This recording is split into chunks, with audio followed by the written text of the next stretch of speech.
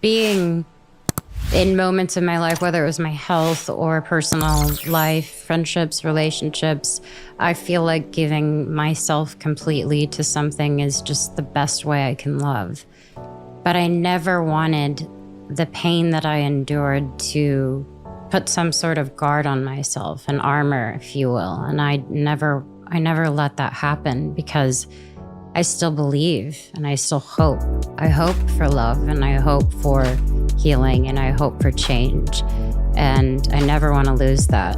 Of course, there are days where I feel so far away, but I would rather continue to get my heart broken than to not feel at all. I think at first it's frightening, but I feel like if you surround yourself with people who support you and love you, you have to be careful with who you share your story with. I think that can be dangerous. Sharing something that maybe was really hurtful, or sharing a story about your internal struggles to someone who may not be giving you the right advice, or guiding you another way that will only lead you to more pain, is scary. So first and foremost, I would say making sure you surround yourself with great people. And then I would say learn everything there is to learn once it's out. Once you say, okay, I'm dealing with depression, then find out every single thing you can about what that means. And when you have a relationship with depression, as opposed to, allowing it to keep sinking and inside of you, it's a little bit more freeing, I think, to understand yourself better. I want to know what triggers me. I want to know why I get depressed, and start asking yourself questions to open up yourself instead of, it's easier said than done, though, I should say, but instead of, keeping it in, I find that the biggest reward is letting it go. She definitely did that when I was younger. I lived in Texas, and we were huge with the tornado scene. That was what was happening, and I was terrified. So I would bring like a cross, and I'd bring like a big pillow, and I'd lay in my bathtub, because that's what I Googled is supposedly going to help.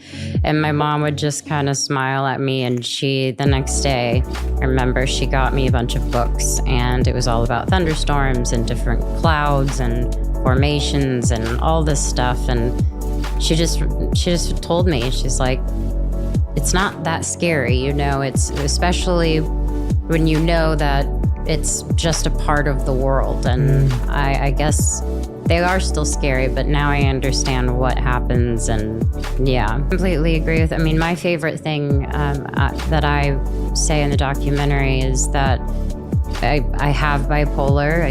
I learn how to live with it, and I just have made it my friend, because that's truly what it can be to me now. Well, to be honest, I've been to 4 treatment centers, and I have a lot of opinions on, rehabs, if you will, or, places to go. There's a lot that I don't agree with, but what I will say is, throughout all of it, learning lessons through dialectical behavior therapy or cognitive behavioral therapy, there's something that's always been embedded in me throughout all of those different moments in my life. And that was always to recognize when something was happening to me, accepting it. And I think once I realized that this was something that wasn't going to go away, this wasn't something that was going to be fixed by going to these places. It was more so, what can I know about myself? Okay, if I kind of go down this road, I'm going to get triggered, and I know that feeling, and I know how to avoid it. However, I go to therapy. I also have, medication that I fully am on, that I believe in full-heartedly, and it helps me stay balanced.